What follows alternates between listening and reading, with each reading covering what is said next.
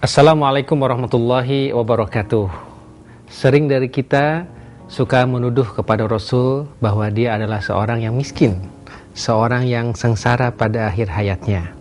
Benarkah demikian? Rasul itu adalah orang yang kere, orang yang tidak punya, bahkan harus menunggu pemberian dari orang lain.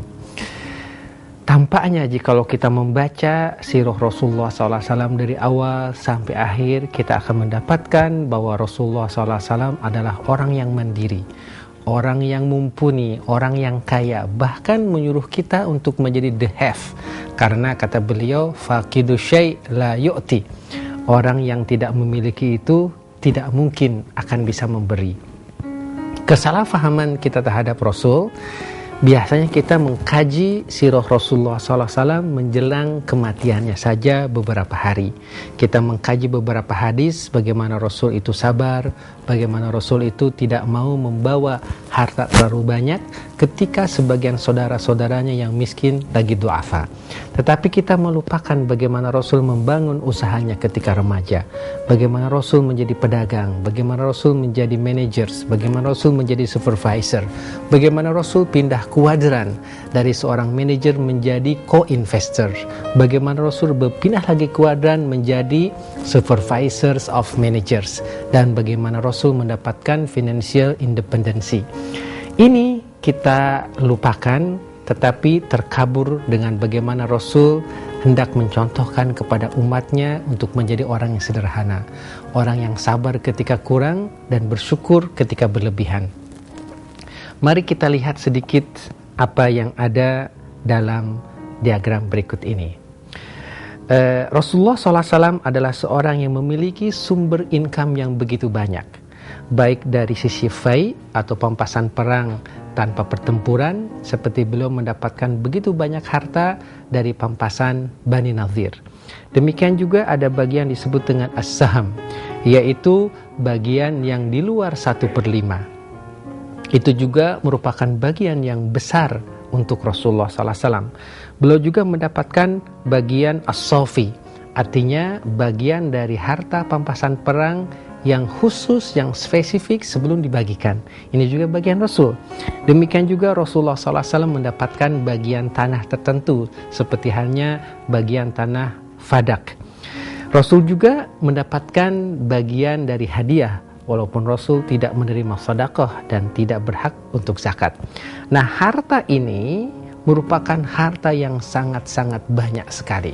Bahkan dalam beberapa riwayat, salah seorang sejarawan Ali Asy'aibi mengatakan Rasul pernah bersedekah dengan 1.500 onta. Dan Rasul memberikan untuk keluarga dan kerabatnya begitu banyak harta, ratusan dinar. Dan ini merupakan indikasi yang sangat jelas bahwa Rasul adalah seorang yang dahaf.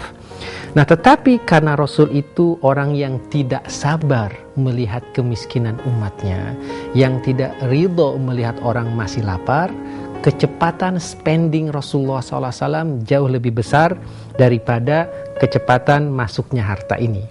Nah, jadi Rasul mengalokasikan begitu besar untuk orang yang du'afa dan mengambil begitu sedikit untuk diri dan keluarganya. Saya ulangi, Rasul mendapatkan harta begitu banyak, tapi dia tidak rela melihat umatnya miskin, tidak rela melihat du'afa. Beliau berinfak dengan kecepatan yang luar biasa. Dalam satu riwayah, karih al-mursalah, seperti angin yang berhembus. Dapat uang dibagiin, dapat uang dibagiin, dapat rezeki dikasihin. Akhirnya beliau menyisakan sedikit untuk keluarganya. Kenapa? Karena beliau memiliki sifat people first mentality, people first priority. Dahulukan umatku, ummati, ummati, ummati. Itulah yang dilakukan oleh Rasulullah SAW, di mana beliau mengajarkan kepada kita bahwa kita harus memiliki kemampuan, kalau kita kaya, kita memperolehnya secara halal, memberikan secara, membelanjakan secara proporsional, mensyukuri nikmat Allah. Ini jikalau kita kaya. Rasul juga pernah sederhana. Nah, jikalau sedang sederhana dan miskin, maka bersabarlah, menjaga kehormatan, berusaha keluar dari kemiskinan dengan kerja keras dan cara yang baik. Inilah suri tauladan Rasulullah SAW ketika kaya dan ketika miskin. Tapi sekali lagi Rasul itu dari awal sampai ujungnya tidak pernah kere. Dari awal sampai akhirnya Rasul tidak pernah miskin seperti yang kita sangkakan, tetapi Rasul adalah orang yang banyak hartanya, cuman beliau spendingnya untuk kebaikan, untuk duafa luar biasa.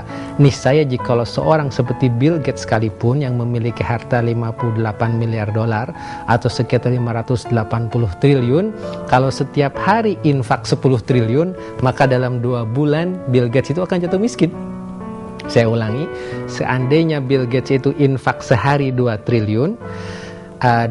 triliun, maka dalam waktu 2 bulan dia akan jatuh miskin. Rasulullah SAW memilih akhirat, memilih untuk umatnya, dan menyisakan sedikit untuk keluarganya.